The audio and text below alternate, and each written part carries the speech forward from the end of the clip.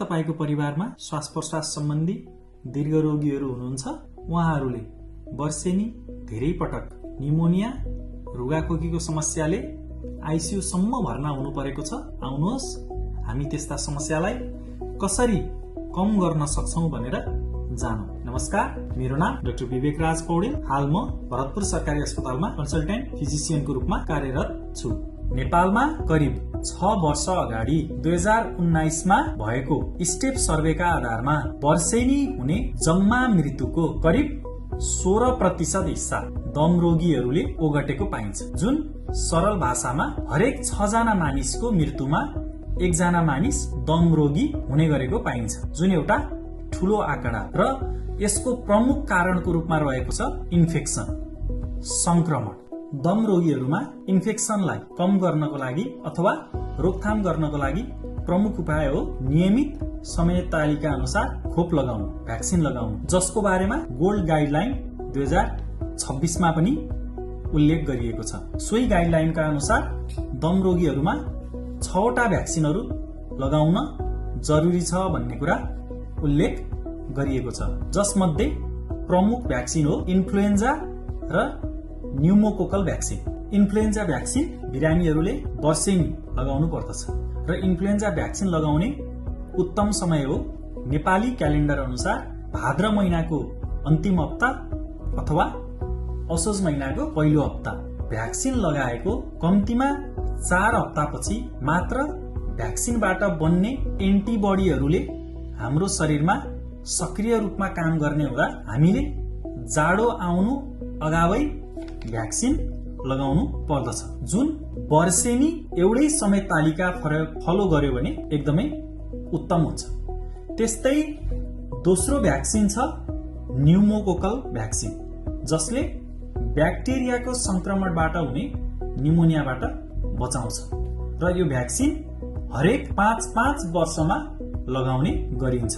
यसबाट धेरै जसो आईसीयूमा भर्ना हुनु पर्ने अति सिरियस निमोनियाहरू, इन्फेक्सनहरूबाट कम गर्न सकिन्छ, जुन गोल्ड गाइडलाइनमा पनि उल्लेख गरिएको छ। यसबाहेक दम रोगीहरूले लगाउनु पर्ने अरु 4 वटा भ्याक्सिनहरू छन्, जुन हुन् रेस्पिरेटरी सिन्साइटियल भाइरस अथवा आरएसभी भाइरस विरुद्धको भ्याक्सिन, जुन 50 वर्ष उमेर कटेका दमका रोगीहरूले लगाउनु पर्छ भनेर उल्लेख गरिएको छ। साथै दम रोगीले लगाउनु पर्ने अरु भ्याक्सिनमा कोभिड-19 पर्दछ, जुन WHO को रिकमेन्डेसन अनुसार तालिका कम्प्लिट गर्ने गरी लगाउनु पर्दछ र बाँकी 2 वटा भ्याक्सिन छन् टिटानस र जोस्टर भ्याक्सिन। यदि बच्चामा अथवा अगाडि टिटानस भ्याक्सिन कम्प्लिट गरेको छैन भने लगाउनको लागि रिकमेन्डेसन गरिएको छ। साथै जोस्टर भ्याक्सिन पनि 50 वर्ष माथिका अगाडि जनै खटिरा नआएका व्यक्तिहरूलाई लगाउनको लागि रिकमेन्ड गरिएको छ। त्यसैले इन्फेक्सनको कारण हुने जोखिम न्यूनीकरणको लागि दमको बिरामीहरूले वर्षेनी इन्फ्लुएन्जा भ्याक्सिन र 5 वर्षमा न्युमोकोकल भ्याक्सिन लगाउनको लागि नेपाल सरकारले पनि एनसीडी प्रोग्राम अन्तर्गत रिकमेन्ड गरेको छ र बाँकी 4 वटा भ्याक्सिन जुन हामीले उल्लेख गर्यौं त्यो आवश्यकता अनुसार र आफ्नो क्षमता अनुसार लगाउनको लागि रिकमेन्ड गरिएको छ।